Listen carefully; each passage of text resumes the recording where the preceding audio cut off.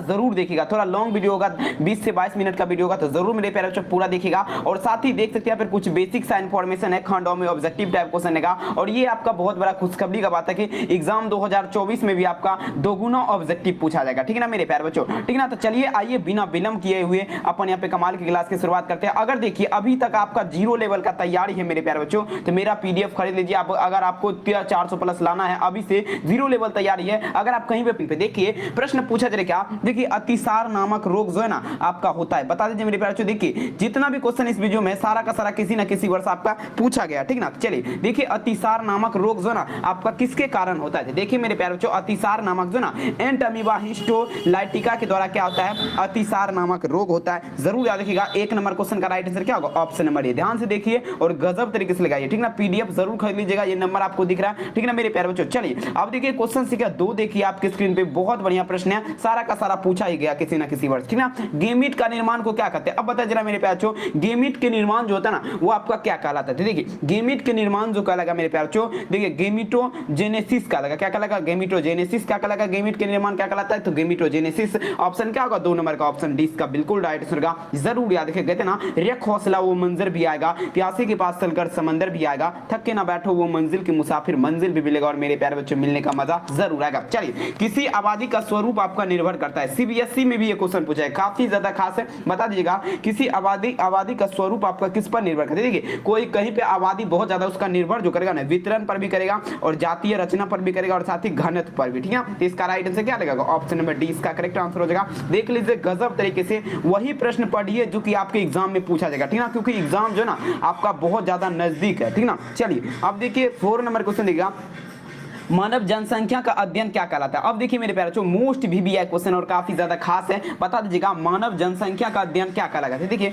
मानव जनसंख्या का अध्ययन जो ना आपका डेमोग्राफी कहलाता है। क्या कहलाता है, डेमोग्राफी। यहाँ पर क्या होगा, ऑप्शन नंबर सी हो जाएगा, डेमोग्राफी। समझ गए ना। चलिए अब देखिए 5 नंबर क्वेश्चन देख लीजिएगा, किसी प्रतिक्रिया द्वारा लैक्टिक अम्ल, देखिए किस प्रतिक्रिया द्वारा लैक्टिक अम्ल का निर्माण, देखिए कौन सा प्रतिक्रिया के माध्यम से जो ना आपका लैक्टिक अम्ल का निर्माण होता है, बता दीजिएगा। देखिए किण्वन के माध्यम से जो ना आपका किसके माध्यम से, किण्वन के माध्यम से लैक्टिक अम्ल का निर्माण होता है। 5 नंबर क्वेश्चन का राइट आंसर क्या होगा, ऑप्शन नंबर ए हो जाएगा, ठीक ना। जरूर भूलेगा नहीं, काफी ज्यादा खास है।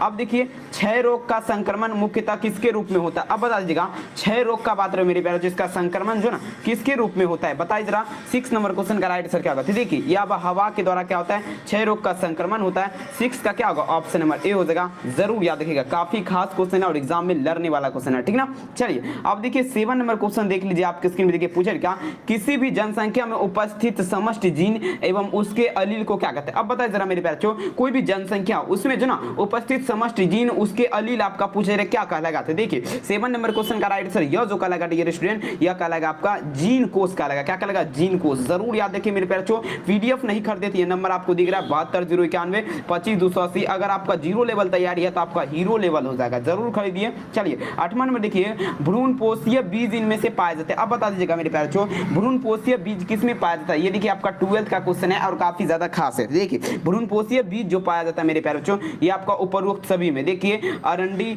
और जो नारियल, इसमें क्या होता है, भ्रूणपोषीय बीज पाई जाती है। ऑप्शन क्या होगा, डी लगा दीजिएगा, ठीक है ना। अब देखिए 9 नंबर क्वेश्चन देख लीजिए, पूछे क्या, यदि कोई प्रोटीन कूट लेने के जीन की किसी विषम जातीय प्रपोषी में अभिव्यक्त होता है तो आपका क्या कहलाता है मेरे प्यारे बच्चों। ध्यान से देखिए, खास क्वेश्चन है। देखिए यह कहलाएगा विषम जातीय प्रोटीन। क्या कहलाएगा, विषम जातीय प्रोटीन। ऑप्शन क्या होगा, बी हो जाएगा, जरूर भूलिए नहीं, खास क्वेश्चन है। देखिए काई जीन वॉल कृमि से किस फल को बचाता है। अब देखिए मेरे प्यारे बच्चों, काई जीन जो है ना वॉल कृमि को किस फल से बचाता है। 10वां नंबर क्वेश्चन थे। देखिए यह जो आपका बचाएगा ये आपका कपास से, ठीक ना, किससे बचाएगा, कपास से। ऑप्शन क्या होगा, ए हो जाएगा, ठीक ना। चलिए 11 नंबर क्वेश्चन दिए, मानव प्रोटीन किस बीमारी के उपचार के लिए प्रयोग किया जाता है। अब देखिए मेरे बच्चों, मानव प्रोटीन जो है ना किस बीमारी के प्रयोग के लिए, उपचार के लिए प्रयोग किया जाता है। अब देखिए मानव प्रोटीन का बात करते हैं। देखिए मानव प्रोटीन जो है ना मेरे प्यारे बच्चों, वो जो है आपका एफिसीमा जो ना, एफिसीमा नामक बीमारी के लिए उपचार किया जाता है। 11 का क्या होगा, ऑप्शन नंबर सी हो जाएगा। जरूर देख लीजिए, सारा प्रश्न आपके लिए इंपॉर्टेंट है और काफी ज्यादा खास है। चलिए अब देखिए 12 नंबर क्वेश्चन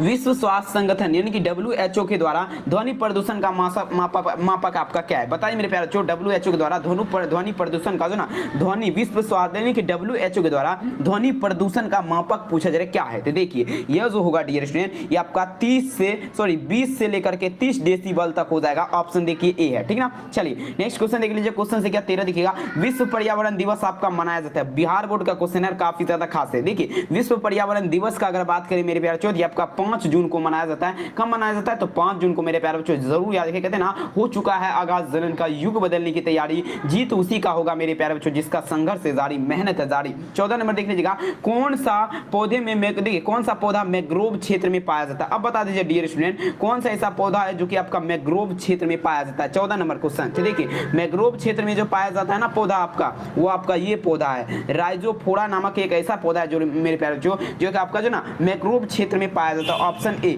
चलिए अब देख लीजिएगा, निम्नलिखित देखिए इनमें से कौन भारतवर्ष में जैव विविधता का हॉट स्टॉक है? अब बताइए डियर स्टूडेंट, देखिए कौन आपका भारतवर्ष में जैव विविधता का हॉट स्टॉक है? देखिए यह आपका हो जाएगा पश्चिमी घाटी। क्या होगा? पश्चिमी घाटी जो ना आपका भारतवर्ष में जैव विविधता का हॉट स्टॉक है। ऑप्शन क्या होगा? सी हो जाएगा। ये देखिए आपका 16 नंबर क्वेश्चन देखिए खास है, मनुष्य की प्राथमिक शुक्राणु कोशिका में ऑटोसोम की संख्या क्या होती है मेरे प्यारे बच्चों? बता दीजिएगा, मनुष्य की प्राथमिक कोशिका में ऑटोसोम की संख्या, ऑटोसोम का नंबर। तो देखिए यह जो होगा डियर स्टूडेंट, ये आपका क्या हो जाएगा? ये आपका 44 हो जाएगा। 44 लगा दीजिएगा। कहते हैं ना, रख हौसला वो मंजर जरूर आएगा, प्यासी के पास चलकर समंदर भी जरूर आएगा। चलिए जनसंख्या वृद्धि का दुष्परिणाम क्या होता है मेरे प्यारे बच्चों? जनसंख्या वृद्धि का दुष्परिणाम पूछा जा रहा है क्या होता है? तो देखिए जनसंख्या वृद्धि का जो ना दुष्परिणाम जो होता है आपका ऑप्शन डी होगा। सभी होता है। क्या क्या होता है? आय में कमी आएगी, जमीन में कमी आएगी, खाद्य पदार्थ में भी कमी आएगी। ऑप्शन क्या होगा? डी हो जाएगा, ठीक ना। मोस्ट भी है, देख लीजिए। चलिए अब देखिए 18 नंबर देखिएगा, इनमें से कौन यौन संचारित रोग है मेरे प्यारे बच्चों? देखिए बहुत बढ़िया नहीं, कमाल का क्वेश्चन है और 2021 का क्वेश्चन है, खास है। चलिए यौन संचारित रोग आपका कौन होगा? 18 नंबर देख लीजिए। देखिए मेरे प्यारे बच्चों, यौन संचारित रोग आपका गोनोरिया हो जाएगा, ठीक ना।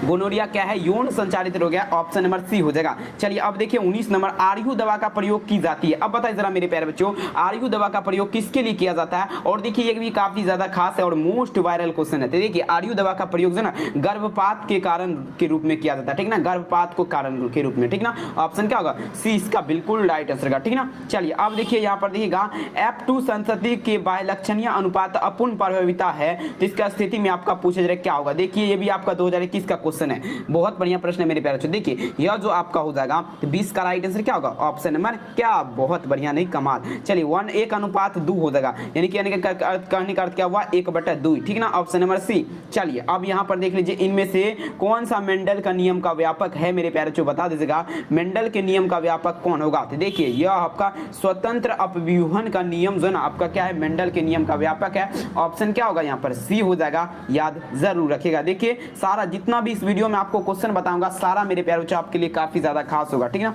चलिए क्रॉसिंग ओवर जो है ना किस अवस्था में होता है? बता दीजिए, इसका राइट आंसर क्या होगा? क्रॉसिंग ओवर का बात करें किस अवस्था में होता है? तो देखिए क्रॉसिंग ओवर जो ना पेकिटीन की अवस्था में, तो किस अवस्था में? पेकिटीन की अवस्था में, समझ गए ना। तो ऑप्शन क्या होगा? डी इसका बिल्कुल सूत्र का जरूर याद रखेगा, ठीक ना। चलिए अब देखिए 23 नंबर देखिए मेरे प्यारे बच्चों, अनुवंशिकी के जनक किसे कहा जाता है? देखिए अनुवंशिकी के जनक, the father of genetics is dash. अब बताइए मेरे प्यारे बच्चों, अनुवंशिक के जनक किसे कहा जाता है? तो देखिए अनुवंशिकता का जनक जो ना आपका ग्रेगर जॉन मेंडल को, ठीक ना। ऑप्शन क्या होगा? डी इसका बिल्कुल राइट आंसर का जरूर याद रखिएगा। चलिए अब देखिए 24 नंबर, डीएनए से एमआरएनए बनने की प्रतिक्रिया क्या कहलाएगा मेरे प्यारे बच्चों? अब बता दीजिएगा, डीएनए से जब एमआरएनए बनेगा तो यह प्रतिक्रिया क्या कहलाएगा? 24 नंबर देख लीजिए, यह जो आपका कहलाएगा डियर आपका ट्रांसक्रिप्शन कहलाएगा, ठीक ना। ऑप्शन क्या होगा? ए इसका बिल्कुल राइट आंसर क्या कहलाएगा? ट्रांसक्रिप्शन। देख लीजिए सारा प्रश्न आपके लिए महत्वपूर्ण है। न्यूक्लिक अम्ल पॉलीमर आपका क्या है मेरे प्यारे बच्चों? बता दीजिए, न्यूक्लिक अम्ल पॉलीमर आपका क्या है? तो देखिए न्यूक्लियोटाइड का क्या है?